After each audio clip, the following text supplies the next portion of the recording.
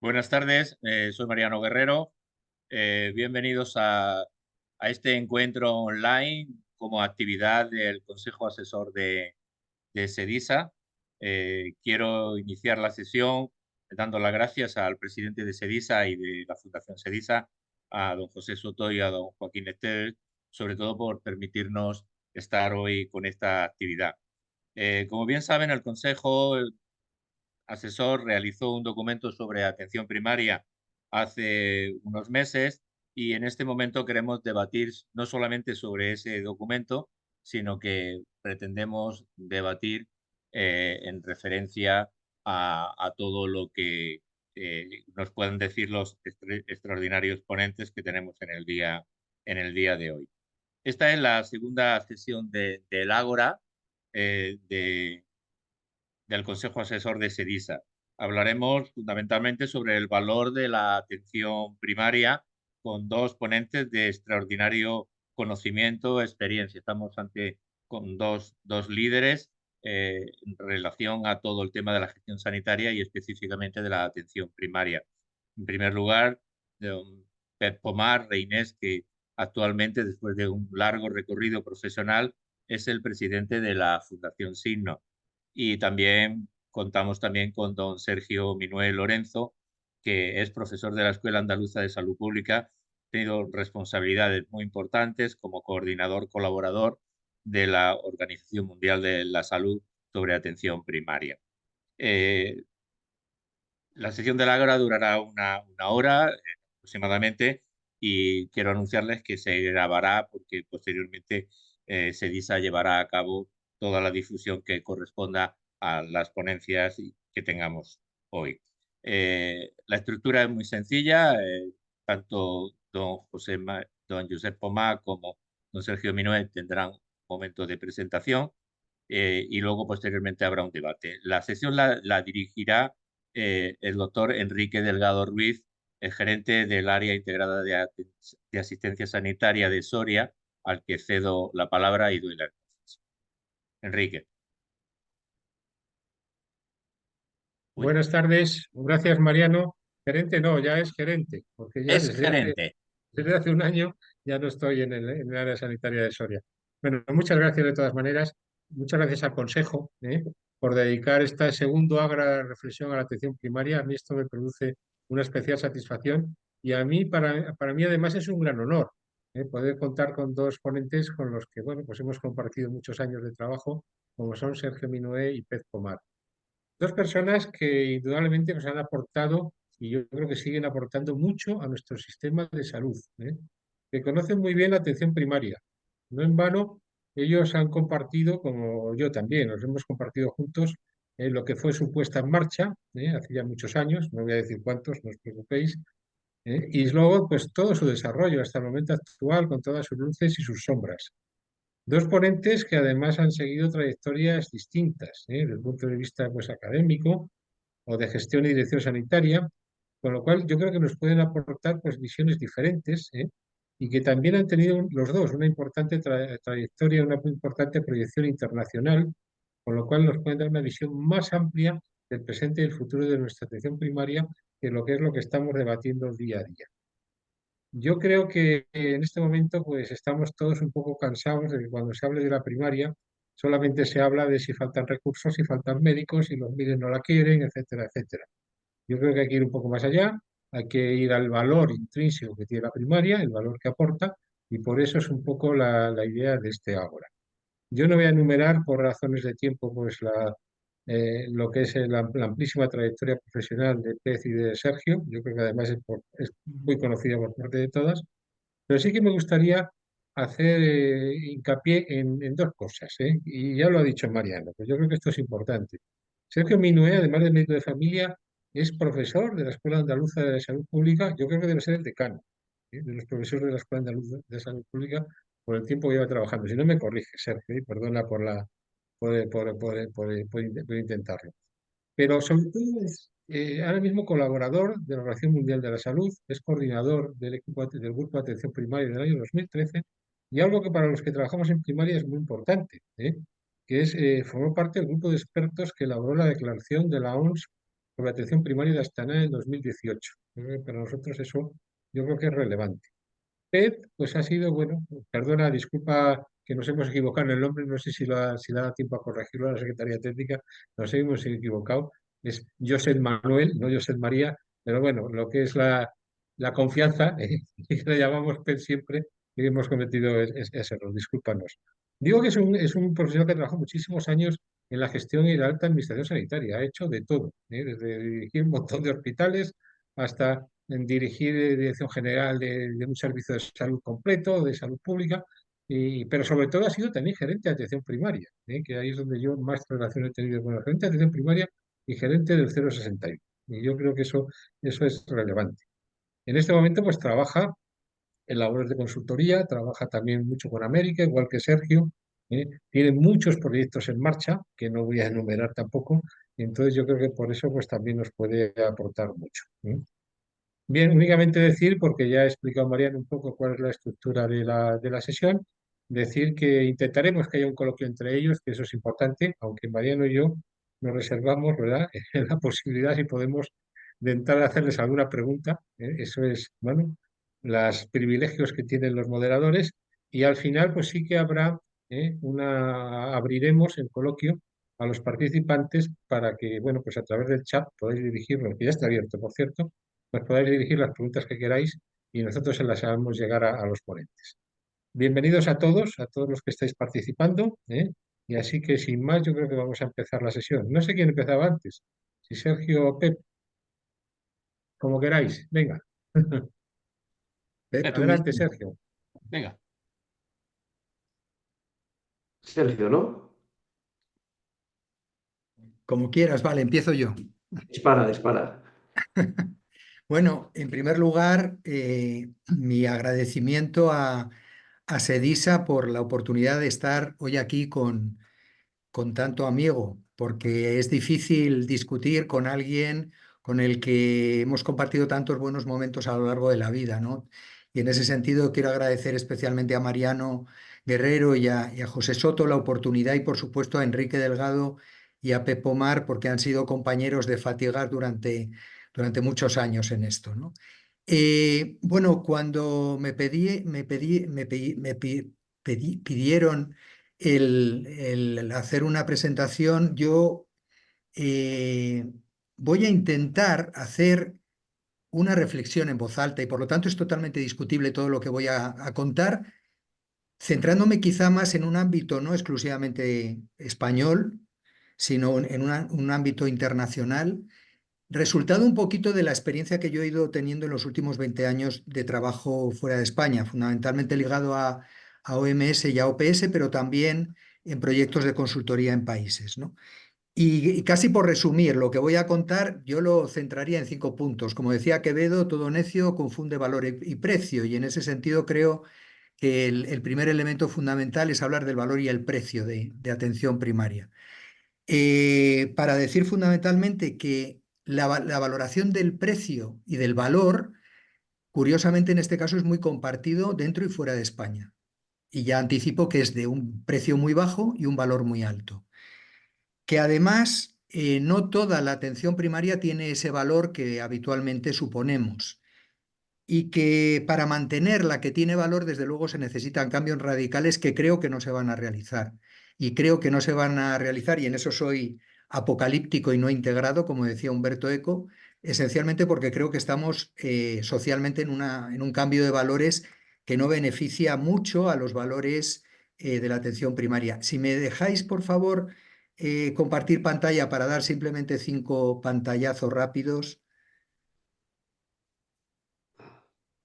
Voy, un segundito. Sí.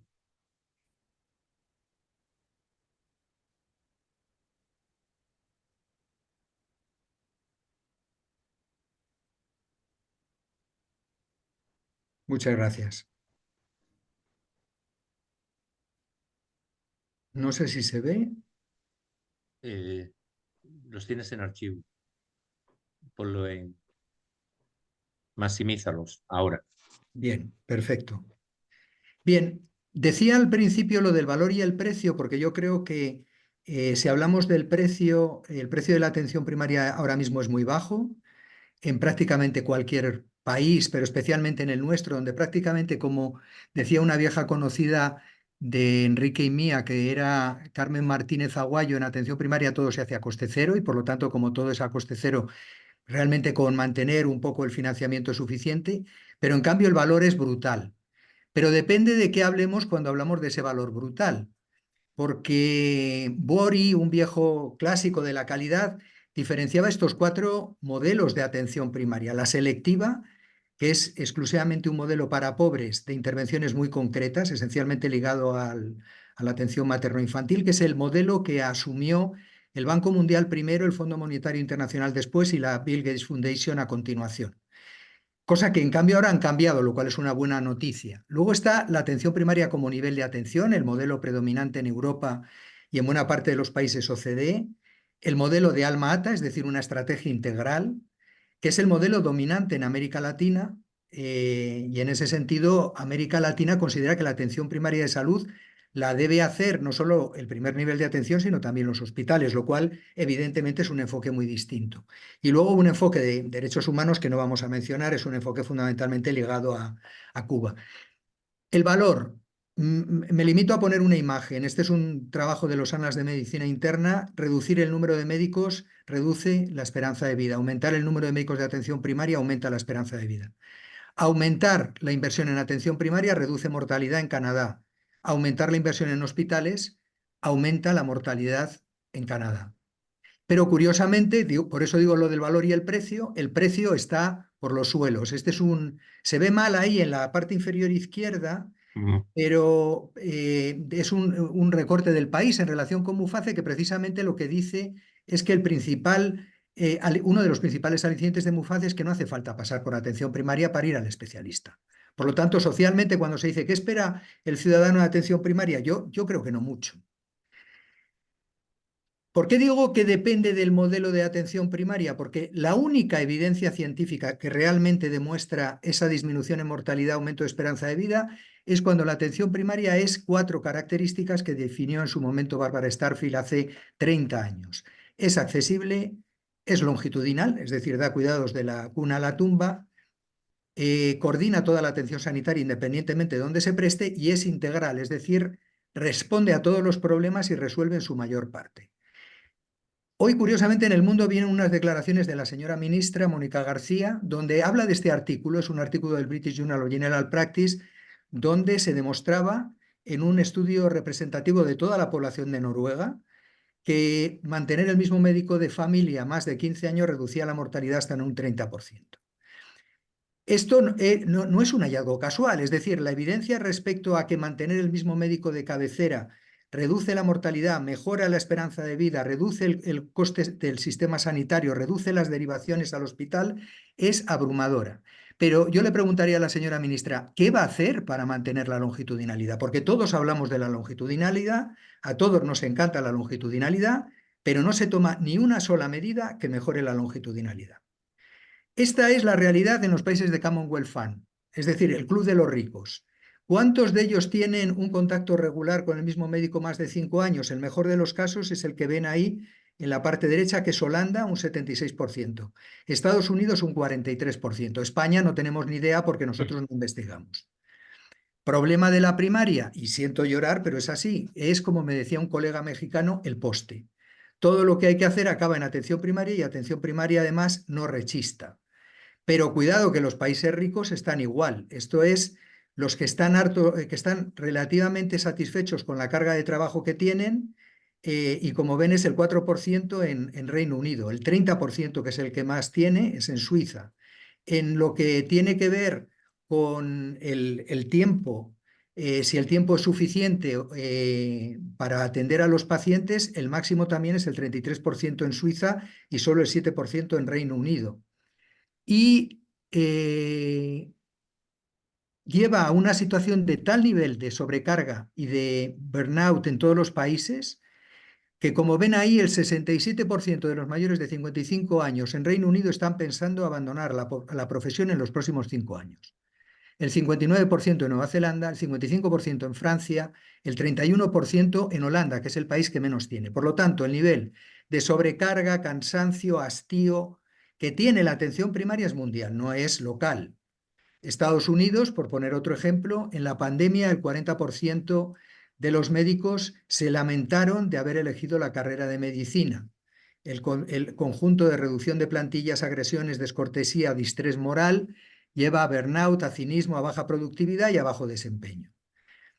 Alternativas, como dice la OCDE en este interesantísimo documento, seguir como hasta ahora no es una opción.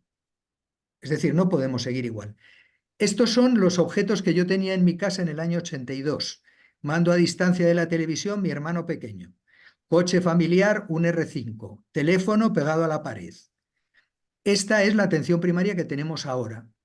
No ha habido ningún cambio de relieve significativo, quitando experiencias muy concretas en Cataluña, en el ámbito de la atención primaria. Y en ese sentido, además, atención primaria que tiene poco, quiere abarcarlo todo, porque además de los problemas del paciente, que son todos, intenta abarcar la familia y la comunidad y además actuar sobre los determinantes sociales. Y ya para acabar, simplemente un par de referencias. Yo creo que esto aclara mucho. Esto lo saqué de un libro de Mintzberg, el último libro que publicó, que como saben es el gurú del management, y que decía que un sistema sanitario se compone de elementos que están dentro de la organización, en la parte del control los managers y en la parte del cuidado las enfermeras, y dos que están fuera, en la parte del control de la rendición de cuentas la comunidad, en el papel de la atención los médicos. Atención primaria en España es el único país de Europa, con la salvedad de Portugal, donde los médicos no son profesionales independientes, sino que son funcionarios que están dentro de la organización. Y yo creo que este es uno de los elementos que podemos discutir en el debate, que para mí es la gran lacra que tiene nuestro sistema sanitario. Y acabo con la cuestión de los valores. Los valores de la atención primaria son valores como escuchar, tocar, esperar. Es el valer de la permanencia, del recuerdo, del manejo de la incertidumbre y la prudencia en el consumo. Los valores de este mundo son fascinación tecnológica, liquidez, olvido, sistematización e incremento de la producción. Yo creo que son claramente incompatibles y por eso no soy muy optimista. Gracias. Muchísimas gracias, Sergio. Muchas gracias, Interesantísimo. Sergio. Quiero decir una cuestión, permíteme, Enrique. Es que Sí. en el informe de SEDIZA que hicimos en su momento, el primer punto de recomendación que hicimos justamente va en esa línea. Recuperar el médico de toda mi vida y la enfermera de toda mi vida. Y eso, evidentemente, tal y como estamos en España, es difícil plantearlo tal y como ha dicho Sergio. Muchísimas gracias. Muchas Yo creo que gracias. es difícil sintetizarlo en menos tiempo, Sergio. Muy He bien. intentado ajustar todo lo posible. Ahora, de todas maneras, entraremos al coloquio porque hay temas, has abierto temas que son, yo creo que muy interesantes de debatir. Vamos a dejar que nos cuente Pep, ¿eh? Y después, si os parece, entramos al coloquio. Bueno, pues buenos días, también agradecido. Estoy un poco afónico, como os he dicho antes. Agradeceros a vosotros, a Mariano, a Enrique, a Pepe y a Sergio también, ¿no? Por compartir este rato. A mí cuando me invitasteis me daba un poquito de pudor, ¿no? Yo vengo de la atención primaria, estuve 8 años en una dirección de atención primaria, pero por una parte pocas veces se me pregunta o se me permite opinar sobre la atención primaria, ¿no? Parece que una vez que hemos salido del núcleo de primaria está mal visto que demos nuestra opinión y no obstante yo me consigo considerando una persona de primaria. Para algunos yo sé que todavía pensáis en personas como Sergio, como yo, que tuvimos nuestro papel en su momento como personas de primaria y por tanto me apetece, lo digo un poco desde la prudencia y desde la humildad de quien lanza algunas ideas. Yo no voy a ser tan académico como Sergio, ¿no? Porque has hecho una exposición realmente brillante y muy útil. Sí que voy a repetir a lo mejor desde la experiencia algunas cosas. 5 ideas, concreto en 5 ideas y 5, no sé, y 5 respuestas o 5 posibles salidas, ¿no? La primera coincide con la parte del discurso de Sergio. El valor de la primaria es indiscutible, ¿no? Podríamos seguir añadiendo bibliografía, podríamos hablar del valor predictivo positivo, es decir, la primaria protege, la primaria ayuda a los otros niveles de atención a ser más eficaces y más eficientes, y la primaria hace eficientes y hace equitativos a los sistemas por la proximidad que da y por la continuidad que da. Yo creo que esto no voy a insistir porque Sergio lo ha dicho. No obstante, sí que el pero, yo tengo un pero para cada afirmación, el pero es que posiblemente al convertirlo en un discurso repetitivo, ¿no?, en un titular que aparece en cualquier discurso de cualquier ministro, ministra, consejero o gestor, empezando, no, lo más importante de nuestro sistema sanitario es la atención primaria, yo creo que lo debilita, ¿no? Lo desgasta, lo debilita, y al no ir adjunto a medidas específicas, a medidas concretas, yo creo que ahí pierde su valor. Yo creo que somos unos grandes expertos en generar a veces documentos. De hecho, hay documentos estupendos. Yo estos días me he revisado el de Galicia, el de la Sociedad Catalana de Gestión Sanitaria, el propio de SEDISA, que es más escueto y más específico, pero al final uno tiene la sensación que las respuestas son muy excesivamente genéricas, ¿no?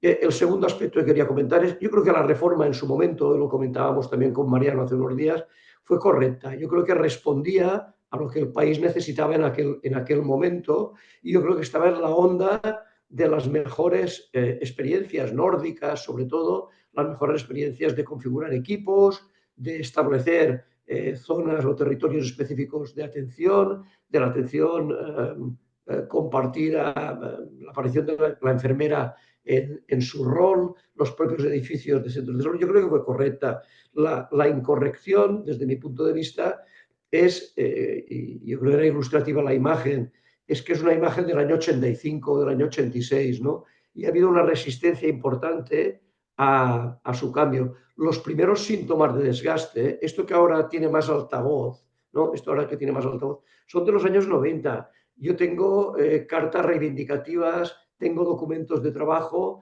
del 95, 96, 97, 98 que dicen exactamente lo mismo que estamos diciendo ahora sobre el desgaste profesional y sobre las dificultades que empieza a haber dificultades de acceso y sobre todo el desgaste organizativo. Hablábamos ya de reformar la reforma, hablábamos en el 97, 98, 99. Por lo tanto, cuidado, lo que ha ocurrido es que las opciones de cambio, incluso los casos de éxito de cambio que ha habido, como comentaba él, el caso de Cataluña, por ejemplo, que es un caso debatible, pero es caso de éxito sin ninguna duda, no se ha sido consecuente con ellos, ¿no? El tercer aspecto, yo diría que enfatizar, y lo decía Mariano también, enfatizar estos aspectos puntuales de la falta de médicos, de la lista de espera para acudir al médico de cabecera, etcétera. Mi impresión es que está haciendo que la respuesta que se da a esto es una respuesta, por decirlo de alguna manera, de respuesta a reivindicación sindical, ¿no? Con todas las salvedades, ¿no?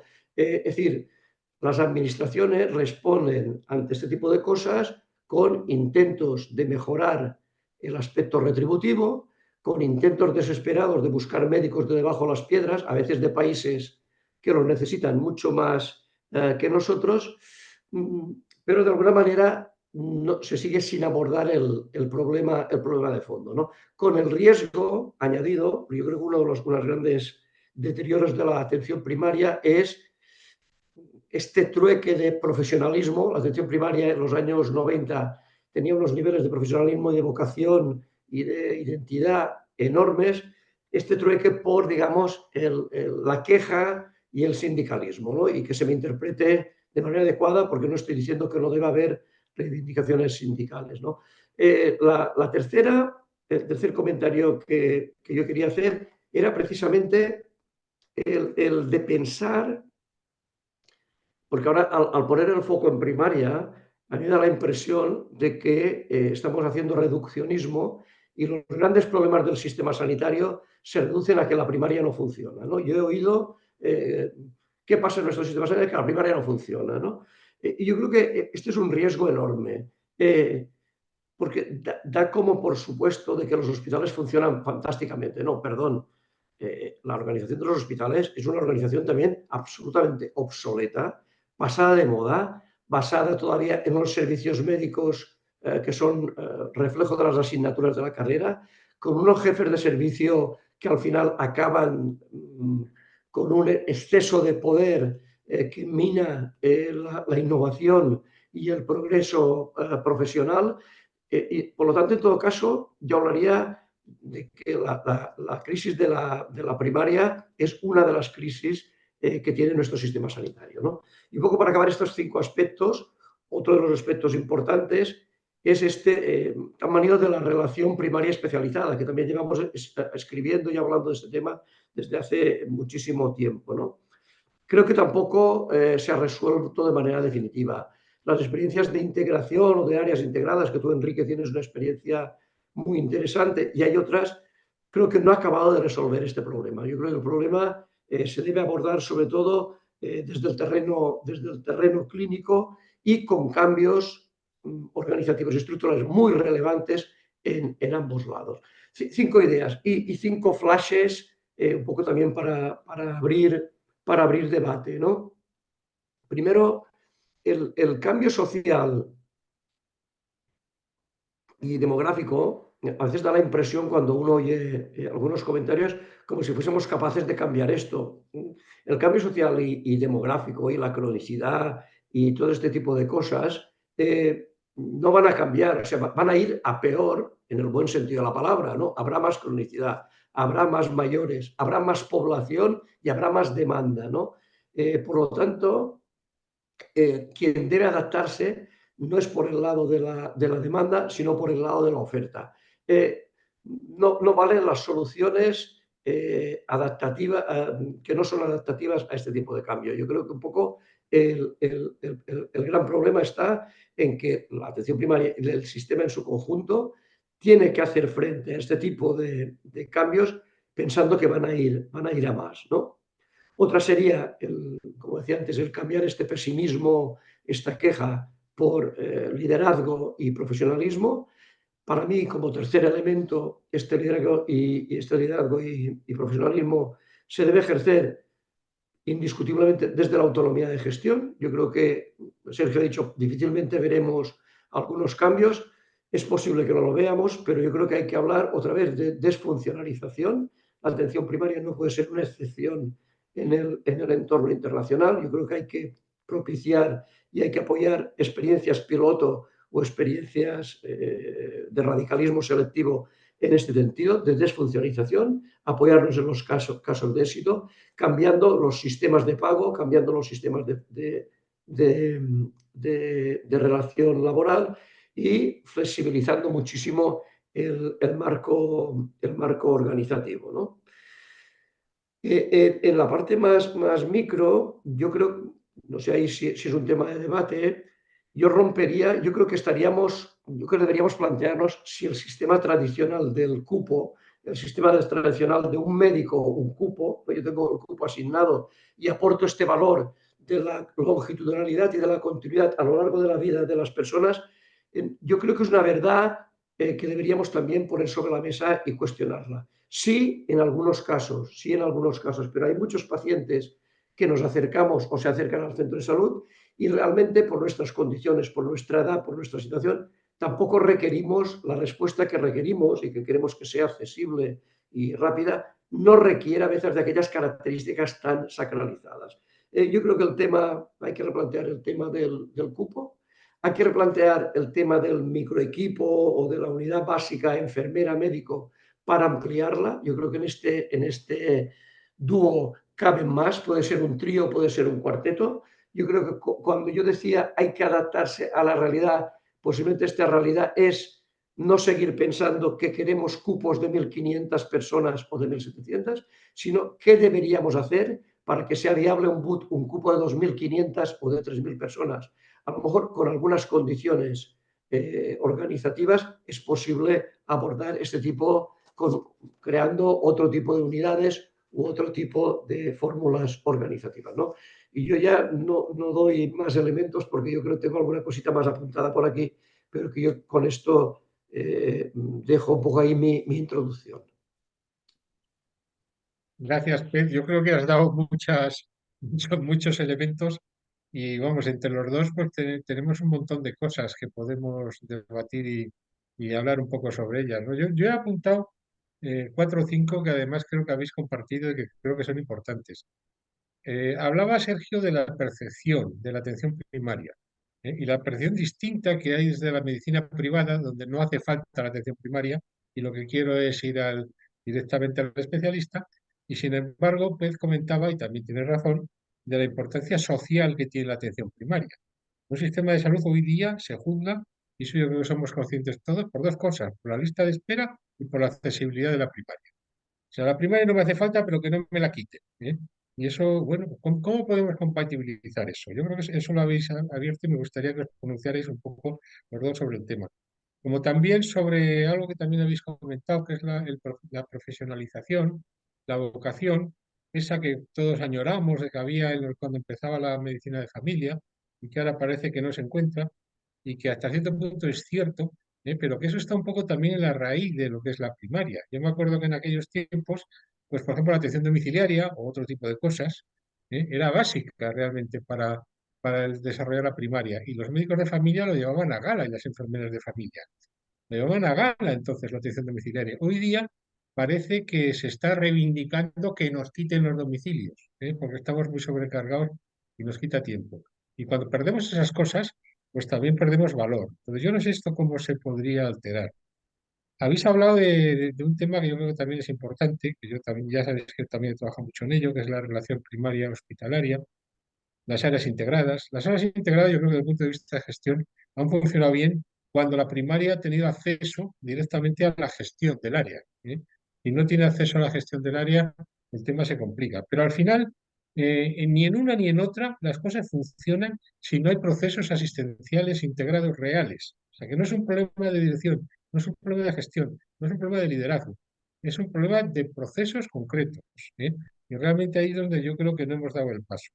Y por último, yo creo que el último tema que también habéis comentado y me gustaría que incidierais un poco sobre ello es el tipo del modelo, ¿eh? Que efectivamente, pues ya después de tantos años, parece que el modelo probablemente podría cambiarse, ¿eh? Y a mí sí hay una pregunta que me gustaría haceros, ¿eh? Una separación del modelo donde hubiera una atención primaria que se encargara de lo que son las actividades de promoción y de prevención, y otra dirigida fundamentalmente a enfermería y a otros colectivos. Y otro modelo más asistencial, que cubriera lo que son las demandas asistenciales de los pacientes, tipo, por ejemplo, pues el National Health Service. ¿Eso creéis que sería útil en España? Y una cosa que no habéis hablado, y bueno, yo ya lo dejo ahí porque ya no, por tiempo no voy a preguntar más Ay, cosas, que es el tema Enrique, del copago para alguna tipo Italia, ¿no? El copago para algún tipo de prestación que fuera capaz de controlar la demanda. Perdonar por la extensión. Enrique, mira, soy Mariano. Beatriz González López Valcárcel, que es miembro de nuestro consejo, nos ¿Eh? pregunta, pregunta a Pep, ¿qué deberíamos hacer para que fueran viables estos cupos de 2.500 personas, recuperando resolutividad, longitudinalidad de la cuna a la tumba que habéis planteado? Por favor, ¿podría dar un par de sugerencias? Nos pide, a más de lo que ha preguntado Enrique. Sí, yo lo digo un poco por hacer un ejercicio de realismo, ¿eh? Puede tener algo de butad, ¿no? Y dicho así parece que, joder, ahora encima este tío, en vez de 1.500 o 1.800 cartillas o tarjetas, perdón, quiere que tengamos. Pero yo creo que la realidad, si no queremos degradar la atención primaria y seguir pensando en que todo está en intentar buscar médicos de debajo de las piedras, yo creo que la realidad va a ser muy tozuda, ¿no?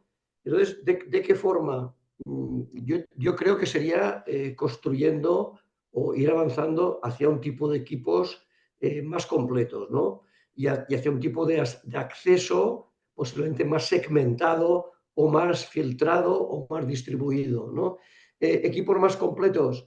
Se ha hablado mucho, yo creo que es una idea muy interesante del assistant, ¿no? Del clinical assistant o del medical assistant, este técnico que no tiene por qué tener una formación sanitaria completa, pero que es el gestor de casos, ¿no? Que es el que evita que el clínico o la enfermera tenga que dedicarse a acciones burocráticas, acciones de coordinación.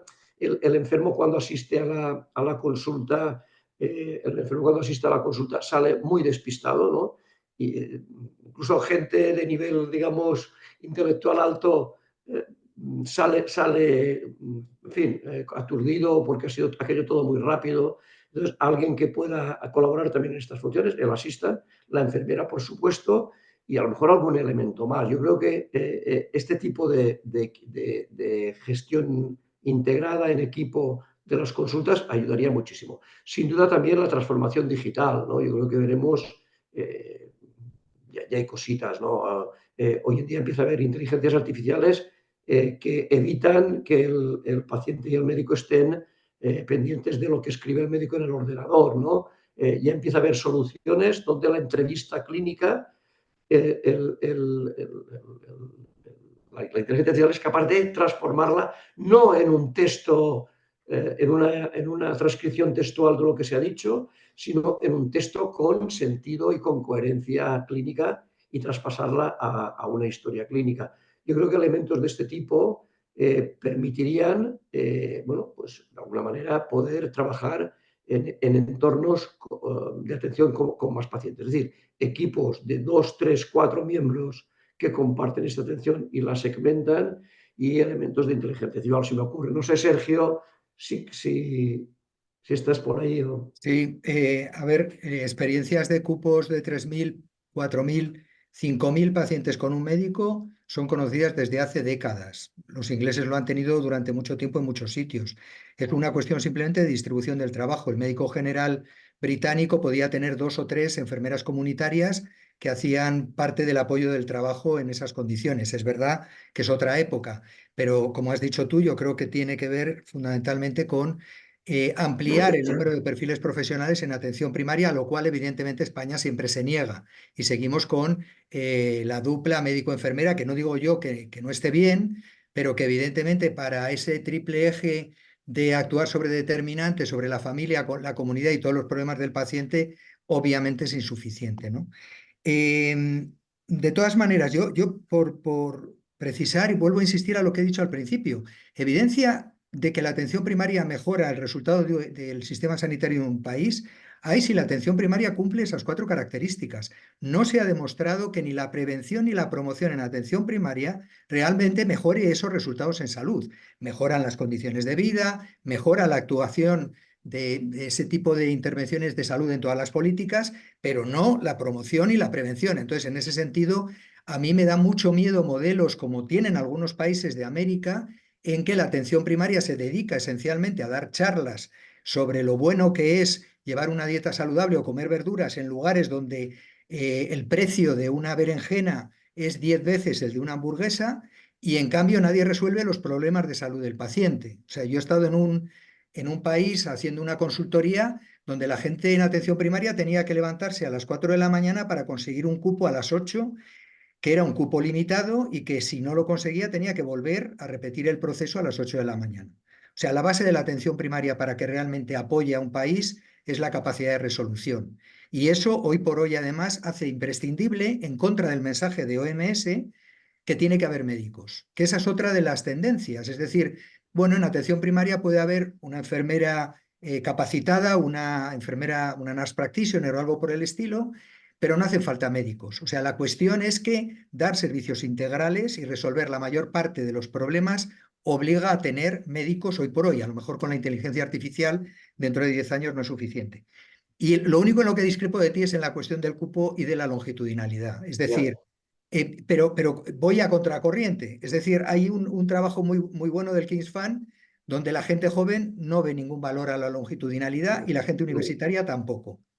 Lo que pasa es que las únicas corrientes esperanzadoras que yo veo ahora desde el punto de vista intelectual en atención primaria, que es reivindicar el papel del generalismo en atención, vamos, los médicos de familia toda la vida hemos andado con el mantra de yo también soy especialista, yo hice el MIR y soy especialista en medicina de familia, pero yo de lo que estoy orgulloso es ser generalista, no especialista, focal. Porque evidentemente es enormemente más complejo el trabajo de un buen generalista que de un buen especialista, siendo los dos imprescindibles, ¿no? Y ya para acabar, con respecto a la reforma. Los británicos, desde que nosotros hicimos la reforma, y estoy totalmente de acuerdo con Pep, que la reforma fue la correcta y la adecuada, y la prueba está que lo comparas con la mayor parte de los países, te das cuenta de que la nuestra al menos es presentable. Pero es que los ingleses en ese periodo han tenido cerca de 8 reformas importantes en atención primaria y nosotros seguimos exactamente igual, sin ninguna gana de cambiar. Y para mí hay 2 o 3 elementos que son absolutamente vergonzantes cuando tengo que hablar con un europeo, que son, primero, la universidad pasa de largo de la atención primaria, seguimos sin cátedras de medicina de familia, seguimos sin departamentos de atención primaria. Bueno, tenemos unas que son ahí como voy a meter la cabecita de manera tímida, pero ni es obligatoria la asignatura, ni tienen obligación de rotar todos los años como en la mayor parte de los países europeos, ni están dirigidas por médicos de familia. Segundo, el modelo funcionarial, que yo creo que sí, yo veo imposible cambiar el modelo actual estatutario y las reformas se van a quedar como aquí en Andalucía, en que el número de pacientes por día se limita a 25, a 30 y todos los demás van a un rebosadero que lo atiende cualquiera, pero reformas de calado no va a haber. Pero en ese caso yo reivindicaría plaza en propiedad para toda la vida y heredable, como los farmacéuticos, porque mis hijas desde luego no tienen plaza en propiedad y ¿por qué no la van a tener? O sea, es que es tal desatino el que continuemos con el modelo funcionarial cuando es el único país de Europa donde tiene las características del nuestro, siempre a criterio del político de turno, que mientras eso esté así no va a haber ningún cambio. Y lo último, que también ahí los profesionales pasamos de largo y silbamos. Todos los países del mundo tienen sistemas de recertificación para demostrar que tú estás actualizado a la hora de practicar la medicina. En España no existe. Andalucía lo intentó en una carrera reversible que, por supuesto, todos los sindicatos se echaron en contra. Y realmente, mientras sigamos con esos mimbres, es imposible hacer un buen cesto. Sí, sí.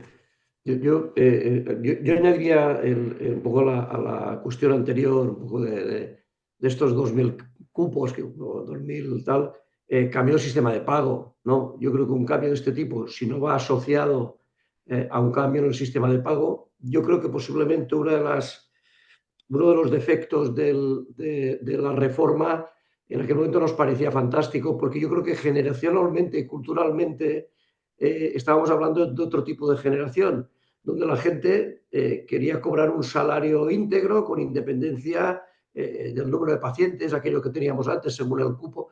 Hoy en día la capitación existe, pero normalmente es residual, ¿no? Impera el salario y la capitación es más reducida. Por lo tanto, yo creo que cualquier cambio de este tipo, ¿no? Asumir más pacientes en un contexto de abordaje en equipo o con soluciones de segmentación, etcétera, debería ir asociado a un cambio de sistema retributivo con más componente capitativo desde mi punto de vista, ¿no? Esto por una parte. Estaba preguntando a alguien en el chat, luego por ligarlo también con lo que comentaba antes Enrique, ¿no? Miquel Álvarez es el que Ah, pregunta sí, sobre lo de las las empresas cooperativas. cooperativas. Sí, Sí. claro, yo no me atrevo, a ver, porque lo ligo un poco con lo que decía antes Enrique, del cambio de valores de las promociones actuales o de los profesionales actuales. Y la verdad, habría que preguntarles a ellos, ¿no? Es decir,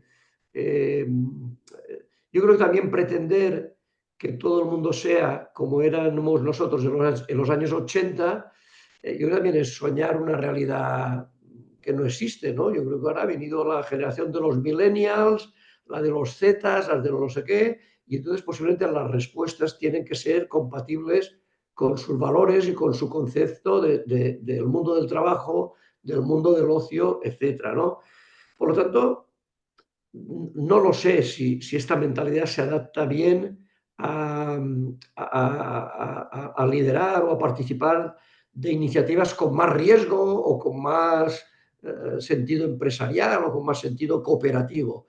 No lo sé. Yo lo intenté hace unos 12 años en Baleares, fracasó porque desde arriba no se vio como un riesgo, pero también tampoco iba a ser un éxito desde el punto de vista de voluntarios que levantasen la mano. Íbamos a abrir 2 centros de salud, estábamos dispuestos a abrirlos como modelo más o menos EVA y no había un número de voluntarios excesivo, ¿no?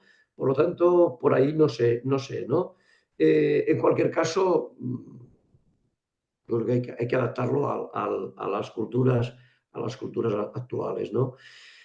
También he visto que había por ahí una pregunta de Pepe Martín, que igual Sí, me ayuda Sergio sobre. o abordarla. Yo creo que efectivamente la inteligencia artificial o los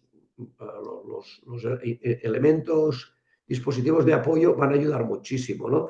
El más simple, que no es inteligencia artificial, y yo creo que estamos todavía con dificultades. El más simple yo creo que vendría también la digitalización, la salud digital, podría aportar mucho en esta pregunta de cómo relacionar el médico hospitalario o el contexto hospitalario con el contexto de primaria, ¿no? que planteaba Enrique. Y efectivamente, yo creo que es en lo clínico, es en el proceso asistencial, ¿no? Donde se tienen que encontrar. Es que si no, me da lo mismo si el gerente es el mismo, si las compras se agregan de una manera u otra. Yo creo que el contexto es el asistencial y en este sentido yo creo que hemos avanzado poco, aunque alguna experiencia sí que conozco, hemos avanzado poco en utilizar las herramientas de manera conjunta. ¿Por qué no visitas conjuntas con el paciente en medio, ¿no? Igual que estamos ahora, la pantalla del especialista del hospital, la pantalla del especialista de primaria y el paciente para comentar algo o para compartir una estrategia, ¿no? Yo creo que esto no se ha utilizado, ¿no? Curiosamente, lo he visto en algún país latinoamericano, digamos, de los más pobres de Latinoamérica, donde utilizan herramientas de telemedicina con el médico que está tirado en médico primarista en una zona de difícil acceso, con un especialista de hospital y el paciente allí también, a veces enseñando sus lesiones, pero incluso incorporando pruebas diagnósticas, incorporando ecografía, incorporando dermatoscopia, etc. Pero bueno, no me voy por allí. En cuanto a la inteligencia artificial, yo entiendo que sí, yo entiendo que el chat GPT y sus derivaciones puede aportar muchísimas. A mí la que me resulta más cercana y más fácil es esta que he visto ya en alguna experiencia, es el diálogo entre el médico y el paciente transcrito de una manera ordenada, clínica y metódica, ¿no? Incluso generando elementos formales, no solo de texto libre, sino incluso elementos cuantificables de manera automática y de manera con un lenguaje absolutamente sorprendente, ¿no? Pero ahí no me atrevo a decir qué puede aportar la inteligencia artificial a la atención primaria, aparte de este tipo de soluciones. No sé, Estamos en los Sergio. últimos 10 minutos de Venga. la sesión, o sea que Enrique dirige estos. No sé si quiere contestar Sergio a este planteamiento. Solamente con esto que ha dicho Pepe Martín, que además yo creo que esto es un debate muy interesante en este momento, y que es cierto que ha habido alguna experiencia de teleasistencia, de telemedicina, más o menos desarrolladas en unos sitios y en otros, pero siempre chocan con un problema, que es que el paciente, estos sistemas no lo ven como un avance, sino lo ven como una barrera, porque quieren ver al médico y también quieren ver al especialista. Entonces yo no sé cómo eso lo podíamos vencer. Ahora tenemos más facilidad tecnológica que hemos tenido nunca y sin embargo la gente siente que la accesibilidad es mucho peor que la que había hace 20 años. No sé si coincidís en esto. Sí, sí, yo creo que la percepción de una mucho peor eh, accesibilidad es evidente, más que nada porque en los años 90 no había lista de espera en atención primaria en general y ahora tenemos listas de espera de 4 semanas en muchos lugares. De hecho, cuando estábamos preparando la declaración de Astana, un colega de la London School of Hygiene, Mosialos, me contaba que él tenía 4 meses de lista de espera para su médico general en Londres. O sea que de nuevo, es una tendencia general. Solo 3 comentarios en relación con lo que comentaba Pep antes. Longitudinalidad. Es verdad que no tiene ningún sentido a lo mejor hoy en día esperar que la gente se comporte como Tudor Hart o como Iona Heed y esté 40 años en el mismo lugar de trabajo. Pero ni Don Juan ni Juanillo. Es decir, hay situaciones intermedias.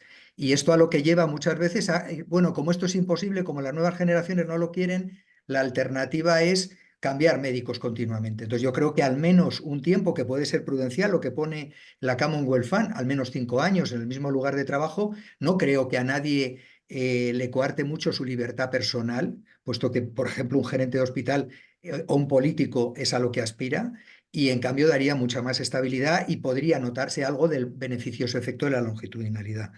Eso por una parte. Luego, por otra, yo desde luego soy partidario de las cooperativas y de cualquier modelo que rompa el modelo funcionarial actual. Otra cosa es que no lo veo posible porque no hay ningún incentivo para modificar el status quo ni para los políticos, ni para los profesionales, ni por supuesto para cualquier tipo de organización profesional. Y con respecto a las preguntas de Pepe de la inteligencia artificial, de nuevo volvemos, yo creo, a un planteamiento que desde mi punto de vista eh, es desenfocado en la cuestión de que parece que el objetivo de atención primaria es diagnosticar y tratar. Y no es así. Es decir, más de un tercio de los problemas que tienen los pacientes en atención primaria no acaban en ningún tipo de diagnóstico porque no tienen un diagnóstico detrás. El diagnóstico es un artificio que nos permite reducir incertidumbre respecto a lo que le pasa a una persona. Pero el médico general, la enfermera de atención primaria, lo que tiene que hacer es precisamente acompañar en ese proceso, como decía Iona Heath, ser testigo de lo que le está ocurriendo y apoyarle en ese proceso y sobre todo ser guardián. Hay un elefante en la habitación que no se ha mencionado en la charla de hoy, que es la brutal medicalización del sistema sanitario en todos los niveles, atención primaria, hospital y demás. Estamos medicalizando todo, todo tiene que tener una respuesta médica clínica y en ese sentido, evidentemente, yo creo que la situación es complicada. ¿Que va a poder ayudar los ChatGPTs, los bots, la inteligencia artificial? Probablemente en la etapa esencialmente cuando hay dudas con respecto a un diagnóstico. Pero Pepe sabe perfectamente, porque estamos trabajando en ello, que hay una gran parte del conocimiento que se adquiere de una manera no racional, de una manera basada en el contacto a lo largo del tiempo, de una manera no verbal. Y todo ese conocimiento, que es lo que realmente le da valor a la atención primaria, se pierde evidentemente en el caso de una inteligencia artificial que lo único que hace es revisar enormes, ingentes bases de información con respecto probablemente a pacientes que no tienen nada que ver con el paciente en cuestión. Entonces, ¿es compatible con un modelo como el actual funcionarial? Por supuesto, porque si algo le gusta a las burocracias es nueva tecnología que se aplique y que evidentemente no implique inversión en capital humano, ¿no? Pero evidentemente no creo que eso vaya a resolver mucho las cosas. Sergio, hay muchas preguntas. Sí, Quiero hablar solamente ahora mismo. Antonio Alemani, que ha tenido grandísima responsabilidad en atención primaria, dice que la única solución de todo esto es un acuerdo de Estado. Es verdad que estamos ya al límite del tiempo. Yo os quiero hacer una pregunta a vosotros. Sí. Por ejemplo, Déjame hacer un comentario que oí venga, una vez a un compañero decir, dice, yo casi prefiero que no haya acuerdo, porque el acuerdo puede ser nefasto. Visto lo visto, lo digo porque todos somos partidarios de que haya acuerdos, ¿no? Y en esto y en un montón de cosas, ¿no? Pero visto lo visto, visto cómo se llega a los acuerdos, ¿no? Y las presiones o los tipos de intereses corporativos, sindicales, los miedos políticos, uno a veces piensa que puede ser peor. A mí me da miedo cuando dices, ahora va a haber un acuerdo entre los partidos porque al final puede ser un retroceso, ¿no? O un centrarse en temas. Pero bueno, no quiero hacer de esto una cuestión porque ojalá haya acuerdos. Y sobre todo eh, apoyado por la gente que realmente quiere que la primaria juegue su papel fundamental, ¿no? De futuro. Enrique, ¿tenemos alguna pregunta? Lo que pasa es que nos sí, quedan solamente 2 minutos. sí. No sé si tenéis Yo quería les preguntarle podéis a que... los ponentes, Enrique, si me permites, Sí, si ellos sí. fueran ministro o si fueran ministros de Sanidad, ¿qué harían para resolver que 400 plazas de atención primaria se queden sin cubrir? Es que yo no creo que ese sea el problema. Yo creo que ¿Qué realmente harías tú? ¿Qué harías tú? no, no, o sea, yo creo que es una interpretación muy peligrosa la de que como se quedan 400 plazas, evidentemente entonces eso significa que la gente no quiera. Hay varios estudios muy interesantes que se han hecho en relación precisamente con la elección de plazas MIR y que ahí medicina de familia tiene un hándicap muy importante que es el enorme volumen de plazas comparadas con otras especialidades, Ya, pero se elige medicina Claro, de familia con números más altos. La ratio Sí. de médicos de familia, de médicos a nivel europeo, desde luego de España, no es especialmente baja. Por lo tanto, esa idea de que hay que contratar médicos y formar más médicos, yo tampoco estoy muy de acuerdo con ello. Evidentemente, el problema que tiene la atención primaria ahora es un problema de atractividad para los médicos que están en la carrera, lo cual, evidentemente, si la carrera sigue sin prestar atención a la atención primaria, es imposible que la puedan amar como aman la cardiología, por una parte, y luego, por otra parte, cuando ven las condiciones de trabajo miserables en las que se trabaja en atención primaria, es muy poco probable que la gente quiera optar a ello. Y luego hay un elemento, yo creo que muy importante, de comunicación a la población. Mi madre tiene 2 hijos médicos de familia, una nieta médico de familia y el novio de mi hija mayor también es residente de familia. Y le dijo, pero hijo, ninguno vais a estudiar una especialidad de verdad. Ese es el concepto que tiene la población con respecto a la que es la medicina de familia. No hemos sabido en 40 años transmitir la importancia que tiene la medicina de familia y la atención primaria, y así vamos mal. Yo por decir algo que igual es una burrada, porque no conozco en detalle todo el tema de las especialidades médicas, ¿no? Pero no sé si que el médico de familia esté dentro de la misma bolsa de elección global de cualquier especialidad hospitalaria, yo no sé si es bueno, pero lo dejo ahí como un tema de debate. No sé si debería tener una troncalidad de salida de examen MIR diferente o de salida diferente, ¿no? O sea, yo voy al examen MIR y entonces a lo mejor puedo ser cardiólogo o a lo mejor puedo ser médico de familia. Yo no sé si la decisión debería ser previa al día este en que en la pantallita veo si me interesa estar en Cádiz o me interesa estar en Sevilla o ser cardiólogo o ser médico de familia. Yo creo que no sería planteable ver si a lo mejor la medicina de familia tiene, una es la hospitalaria, otra es la de familia, debería tener una línea diferente en el proceso de elección. Pero, en fin, no, es una butad mía y no sé si es compartida, ¿no? Enrique, Yo creo que estamos en tiempo, ¿eh? Así que daros las gracias a los ponentes y yo creo que te corresponde a ti, Mariano, cerrar la sesión. bueno, o a ti o a mí, cualquiera. Yo creo que ha sido un placer teneros, es un lujo y agradecimientos total. Tengo que decir que con Pomá, cuando él hablaba que atención primaria en Mallorca, eh, yo era director asistente, yo era de especializada, era su contrincante, entre comillas, de especializada en aquellos años. Sí, es verdad que todo ha cambiado mucho y evidentemente esto es un problema que tendremos que resolver. La gente está discutiendo si esto es un problema de dinero, un problema de organización o es un problema de profesionales. En cualquier caso, debe de ser una solución entre todo lo que habéis aportado. Creo que da muchas vías y sobre todo permite un diálogo que yo creo que es un diálogo sin ningún enfrentamiento, que es el que se debe de tener para intentar llegar a acuerdos que no sean de Estado ni políticos. Ha quedado bastante claro también. Agradecimiento a vosotros, agradecimiento pues fundamentalmente a los ponentes, a todos los que se han conectado, disculpa a los que sus preguntas no han podido ser expresadas y seguiremos con el Ágora y seguiremos con el Ágora como una vía fresca de debate dentro de lo que es el Consejo Asesor de la Sociedad Española de Directivos de Directivos Sanitarios, SEDISA. Gracias a todos, gracias al presidente, que lo tenemos por ahí, a José Soto, y a vosotros, pues un agradecimiento inmenso. Enrique, felicidades y hasta la próxima. Muy bien. Adiós, hasta Muchas la próxima. gracias. Adiós. Adiós. Hasta otra. Hasta la próxima.